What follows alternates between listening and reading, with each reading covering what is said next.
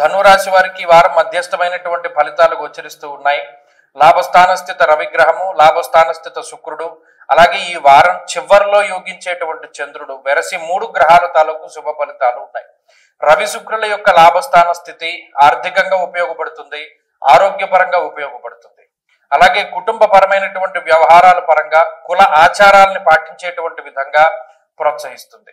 అలాగే విదేశీయాన సంబంధమైనటువంటి విషయాలు, విదేశీ ఉద్యోగము, విద్య, స్థిరత్వం లాంటి అంశాలపై పాజిటివ్ గా అంటే సానుకూలమైనటువంటి ఫలితాలను ఇవ్వగలుగుతుంది. ఈ రాశి వారికి అష్టమ గురుడు, అర్ధాష్టమ శనేశ్వరుడు, అలాగే వ్యయస్థాన స్థిత కుజబుధులు ప్రధానమైనటువంటి దోషాదులు. ఈ వారంలో చంద్రబలం తక్కువగా ఉండడం వల్ల మానసిక ప్రశాంతత కూడా చాలా తక్కువగా ఉంటుంది. ప్రత్యేకించి వ్యయస్థానమందు కుజుని యొక్క సంచారం ఉండడం వల్ల కార్య విఘ్నము అనేటువంటిది ఎక్కువగా ఉంటుంది.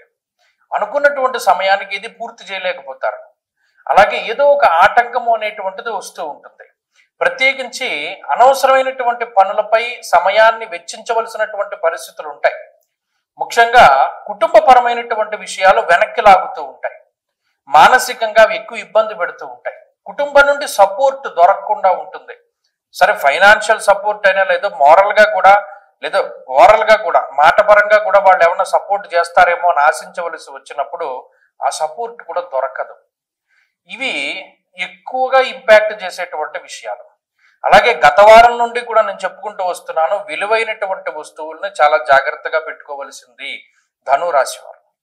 అలాగే ఎలక్ట్రానిక్ గూడ్స్ పైన ఎక్కువగా ధర తగ్గిపోతూ ఉంటాయి. అంటే ఇవాళకు ఉన్నటువంటి రేటు రేపు ఉండదు, తగ్గిపోతుంది. అలాంటి వాటి మీద ధనాన్ని ఎక్కువగా ఖర్చు పెట్టడం అనేటువంటిది మానుకుంటే ఉత్తమము. అలాగే ప్రస్తుతం ఉన్నటువంటి పరిస్థితుల్లో స్పెక్యులేషను, జోదము ఇటువంటి వాటి మీద పెట్టుబడులు పెట్టడం అనేటువంటిది తగ్గించుకోవాలి.